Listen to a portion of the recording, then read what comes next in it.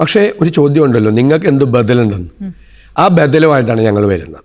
അത് ഞങ്ങൾ 2 വർഷമായി അതിൻ്റെ പ്രവർത്തനം. ഞാൻ പറഞ്ഞ ഗവേഷണ തുല്യമായ ഗൃഹപാഠമാണ് ചെയ്തത്. രാജ്യത്തിനകത്തും പുറത്തുമുള്ള ഏറ്റവും എക്സ്പേർട്സായിട്ട് സംസാരിച്ചു. പ്രതിപക്ഷ നേതാവ് സതീശൻ സാർ പറഞ്ഞത് ശരിയാണ്. നിങ്ങളുടെ ബദൽ എന്താ എന്ന ചോദ്യം ഉണ്ടാവും. കഴിഞ്ഞ 10 വർഷമായി പിണറായി സർക്കാർ ഇവിടെ നടത്തിക്കൊണ്ടിരിക്കുന്ന വികസന പ്രവർത്തനങ്ങൾ, അവർ കൈവരിച്ച നേട്ടങ്ങൾ, ഇതൊക്കെ നിങ്ങൾ മോശമാണെന്ന് പറയുമ്പോൾ നിങ്ങൾക്ക് എന്താണ് ബദല് എന്നുള്ളൊരു ചോദ്യം ഉണ്ടാവുമല്ലോ. ആ ചോദ്യത്തിന് താങ്കൾ തന്നെ തന്ന കുറേ ഉത്തരങ്ങൾ നേരത്തെയുണ്ട്. അതൊന്ന് നമുക്ക് കേട്ടിട്ട് താങ്കൾക്ക് ഇനി പറയാനുള്ളത് പറഞ്ഞ് ഞങ്ങൾ വിശ്വസിച്ചാൽ പോരെ. അതൊന്ന് കേട്ടു നോക്കാം. കാരണം നിങ്ങൾ 2016 മുമ്പ് ഇവിടെ ഒരു 5 വർഷം താങ്കളുടെ ഗുരുവൊക്കെ ആയിരുന്ന ഉമ്മൻചാണ്ടി സാറിൻ്റെ നേതൃത്വത്തിൽ ഇതുപോലെ ഒരുപാട് കോൺക്ലേവ് ഒക്കെ നടത്തിയിട്ട് പഠിച്ച് നടപ്പിലാക്കിയ ഒരു കാലഘട്ടം ഉണ്ടായിരുന്നല്ലോ. അന്ന് എന്തായിരുന്നു സ്ഥിതി എന്നൊന്ന് നമുക്ക് സാറും കൂടെ കണ്ടിട്ട് ബാക്കിയുള്ള ഭാഗമൊക്കെ ഒന്ന് നമുക്ക് കേട്ടു നോക്കാം. വയനാട്ടിൽ പെട്ടെന്ന് എത്താൻ വേണ്ടിയിട്ടുള്ള ടണൽ പ്രോജക്റ്റ്, അതിനെയൊക്കെ ഞങ്ങൾ എതിർക്കും, ശക്തിയായി ഞങ്ങൾ എതിർക്കും, ഒരു സംശയമില്ല. ഈ ടണൽ പ്രോജക്റ്റ് പശ്ചിമഘട്ട മലനിരകളിൽ വലിയ വ്യത്യാസം ഉണ്ടാക്കും. ഇങ്ങനെ ടണൽ ഉണ്ടാക്കാൻ പോകുന്ന ഒരു പദ്ധതിയെ ഞങ്ങൾ അംഗീകരിക്കില്ല. ഇപ്പോൾ ഞങ്ങൾ കേട്ടത് സാറിന്റെ ശബ്ദം തന്നെയാണല്ലോ, ഈ സതീശൻ സാറിന്റെ ശബ്ദം തന്നെയല്ലേ, താങ്കളുടെ വാക്കുകൾ തന്നെയല്ലേ. വയനാടിന്റെ വികസനത്തിന് ഒരു കുതിപ്പ് നൽകുന്ന ആ തുരങ്കപാതയ്ക്ക് താങ്കൾ തന്നെ തുരങ്കം വയ്ക്കുന്ന ഒരു വാചകമാണ് കേട്ടത്. കേരളത്തിലെ ജനങ്ങളുടെ വികാരത്തെയാണ് നമ്മൾ മാനിക്കേണ്ടത്. ഇവിടെ കഴിഞ്ഞ കുറേ നാളുകളായിട്ട് ഗവൺമെൻറ്റിനെ കൊണ്ട് ജനങ്ങൾക്ക് യാതൊരു പ്രയോജനമില്ല. കേരളം മറ്റ് സ്റ്റേറ്റുകളിലേക്ക് ശമ്പളം മുടങ്ങിയിട്ടുണ്ടെങ്കിൽ കൃത്യമായി ശമ്പളം കൊടുക്കുന്ന ഇന്ത്യയിലെ ചുരുക്കം സംസ്ഥാനങ്ങളിലൊന്നാണ്. അങ്ങനെ ഒരു വീമ്പ് കുറച്ചിൽ വലിയ കാര്യമില്ല. ഒരു മാസം ആഫീസ് പൂട്ടിക്കിടക്കുന്നെങ്കിൽ പൂട്ടിക്കിടക്കട്ടെ. കാരണം ഇപ്പോൾ തുറന്നുകൊണ്ടാ പ്രയോജനം? തുറന്നുകൊണ്ട് ആർക്കാ പ്രയോജനം? തുറന്നുകൊണ്ട് ജനങ്ങൾക്ക് പ്രയോജനമില്ലല്ലോ. ജനങ്ങൾക്ക് സഹായം ചെയ്യാൻ കഴിയില്ലാത്ത സർക്കാർ ഓഫീസ് തുറന്നിട്ട് എന്താ കാര്യം? സതീശൻ സാറേ, ഇപ്പോൾ നമ്മൾ കേട്ടത് താങ്കളുടെ ഗുരുവായ AK ആന്റണി സാറിന്റെ ശബ്ദമാണ്. അദ്ദേഹത്തിന്റെ മകനെ BJPക്ക് ദാനം ചെയ്തു കൊടുത്തു. അദ്ദേഹം പറയുകയാണ്, ഇവിടെ എന്തിനാണ് കൃത്യമായിട്ട് ഈ ജീവനക്കാർക്ക് ശമ്പളമൊക്കെ കൊടുക്കുന്നത്? അതിൻ്റെ ആവശ്യമില്ല, ആഫീസൊക്കെ പൂട്ടിക്കിടക്കട്ടെ എന്ന്. അത്തരം ഒരു നിലപാടാണോ ഈ ഗവേഷണമൊക്കെ നടത്തിക്കൊണ്ട് ഇനി അടുത്ത ഒരു 5 വർഷം ഭരണം കിട്ടുകയാണെങ്കിൽ കേരളത്തിൽ നടത്താൻ പോകുന്നത് എന്നാണോ ഉദ്ദേശിക്കുന്നത്? ഇത് എന്തിനാണ് താങ്കളെ ഓർമ്മിപ്പിക്കുന്നത് എങ്കിൽ ആ നിലപാട് ഇപ്പോഴും താങ്കൾക്കുണ്ടോ എന്നറിയാൻ കേരളത്തിലെ ജനങ്ങൾക്ക് താല്പര്യമുണ്ട്. അതുകൊണ്ട് ചോദിച്ചു എന്ന് മാത്രമേ ഉള്ളൂ. ഇനി മറ്റൊരു വിദ്വാൻ പറയുന്നതും കൂടെ ഒന്ന് കേട്ടു നോക്കിയാലോ. മിനിസ്റ്റർ K4 ഒന്നും ഗവൺമെന്റിന്റെ ജോലിയൊന്നുമല്ല. ഇപ്പൊ Y5, Y6, Y7ലേക്കൊക്കെ പോകുന്ന കാലമാണ്. ഇതൊന്നും ഗവൺമെന്റ് ചെയ്യേണ്ട കാര്യമൊന്നുമല്ല. K4 ഒന്നും എടുക്കാൻ ആളില്ല. ഞാൻ നിയമസഭയിൽ തന്നെ ചോദിച്ചു. കുറച്ച് കാര്യങ്ങളും കൂടെ സതീശൻ സാർ ഒന്ന് കണ്ടു നോക്കൂ. അപ്പൊ സാറിന് ഒരു ഐഡിയ കിട്ടും എങ്ങനെയായിരുന്നു താങ്കളും താങ്കളുടെ പാർട്ടിയൊക്കെ ഇവിടെ ഭരിച്ചിരുന്നതെന്ന്. ആ ഒരു നില ഇപ്പോഴും ഉണ്ടോ? അതാണോ താങ്കളുടെ നിലപാട് എന്ന് കേരളത്തിലെ ജനങ്ങൾക്ക് വലിയ താല്പര്യം ഉണ്ടാവും അറിയാനായിട്ട്.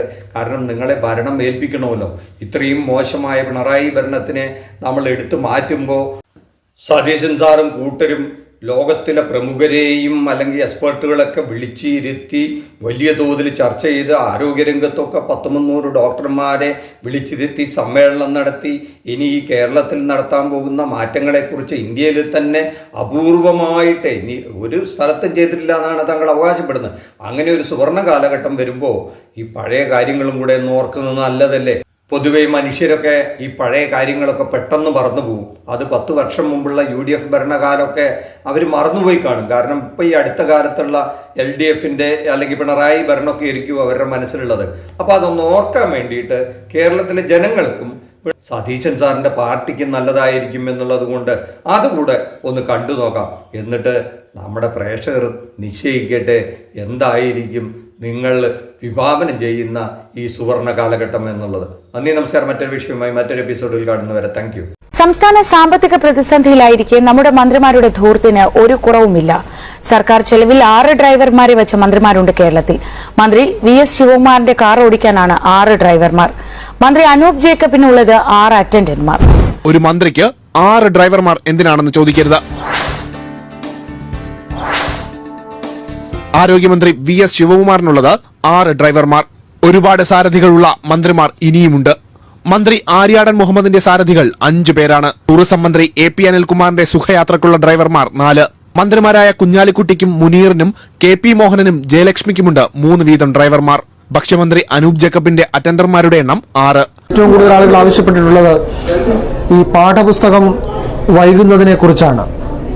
ഓണപരീക്ഷ എത്താറായിട്ടും പാഠപുസ്തകം കിട്ടിയിട്ടില്ല. ഓണപരീക്ഷ എത്തിയിട്ടും പാഠപുസ്തകങ്ങൾ എത്താത്ത അവസ്ഥ ചർച്ച ചെയ്യണം. ഓണപരീക്ഷയ്ക്ക് മണിക്കൂറുകൾ മാത്രമേ ഉള്ളൂ, പുസ്തകം സ്കൂളിൽ വന്നിട്ടില്ല. വൈദ്യുതി നിരക്ക് കൂട്ടേണ്ടി വരുമെന്ന് വൈദ്യുതി മന്ത്രി ആര്യാടൻ മുഹമ്മദ് പറഞ്ഞു. തീരുമാനം മന്ത്രിസഭാ യോഗത്തിന് ശേഷം ഉണ്ടാകുമെന്നും KSEBിക്ക് പ്രതിമാസം 75 കോടി രൂപയുടെ നഷ്ടമുണ്ടെന്നും മന്ത്രി തിരുവനന്തപുരത്ത് ഏഷ്യാനെറ്റ് ന്യൂസിനോട് പറഞ്ഞു. ഉച്ചക്കഞ്ഞിക്കുള്ള അരിയിൽ ചത്ത എലിയെ കണ്ടെത്തിയ Kozhikode medical college campus school സന്ദർശിക്കാൻ ഭക്ഷ്യമന്ത്രി എത്തി. ചത്ത എലിയെ കണ്ട് ഞെട്ടിയ കുട്ടികൾക്ക് ധൈര്യം പകരാൻ ഉച്ചക്കഞ്ഞിയും കഴിച്ചാണ് അനൂപ് ജേക്കബ് മടങ്ങിയത്. എലിയെ കണ്ട് പേടിച്ച കുട്ടികൾക്ക് ആത്മവിശ്വാസം പകരാനാണോ ഈ നമ്പർ എന്ന് ചോദിച്ചപ്പോൾ മന്ത്രിയുടെ പ്രതികരണം ഇങ്ങനെ: അല്ല, ആത്മവിശ്വാസത്തിന് കുറവ് പിള്ളേർ, ഞാൻ പിള്ളേരോടും ചോദിച്ചു, പിള്ളേരൊക്കെ നല്ല വിശ്വാസത്തിലാണ്. കൺസ്യൂമർ ഫെഡിന്റെ നന്മ സ്റ്റോറുകൾ നിലനിർത്തുമെന്ന വകുപ്പ് മന്ത്രിയുടെ പ്രഖ്യാപനം വെറും വാക്കിൽ ഒതുങ്ങുന്നു. ഗ്രാമപ്രദേശങ്ങളിലെ സ്റ്റോറുകളിൽ അവശ്യ സാധനങ്ങളൊന്നുമില്ലെന്ന് മാത്രമല്ല, പലതും അടച്ചുപൂട്ടൽ ഭീഷണിയിലുമാണ്. ചത്തതിനൊക്കുമേ ജീവിച്ചിരിക്കലും എന്നൊക്കെ പറയും പോലെയാണ് നന്മ സ്റ്റോറുകളുടെ കാര്യം. അത്യാവശ്യം വേണ്ട പലചരക്ക് സാധനങ്ങൾ എന്തെങ്കിലും ഇവിടെയുണ്ടോ എന്ന് ചോദിച്ചാൽ ജീവനക്കാർ കൈമലർത്തും.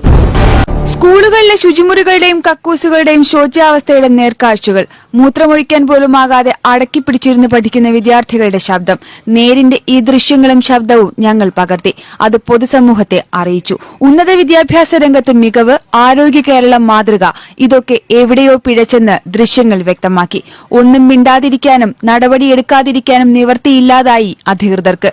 വാർത്ത വന്ന ദിനം തന്നെ വിദ്യാഭ്യാസ മന്ത്രിയും ആരോഗ്യമന്ത്രിയും പ്രതികരിച്ചു. അടുത്ത അധ്യയന വർഷം വരുമ്പോൾ ടോയ്ലറ്റ് സൗകര്യങ്ങൾ മതിയായ രീതിയിൽ ഇല്ലാത്ത ഒരു സ്ഥാപനത്തിനും ഫിറ്റ്നസ് കൊടുക്കുക.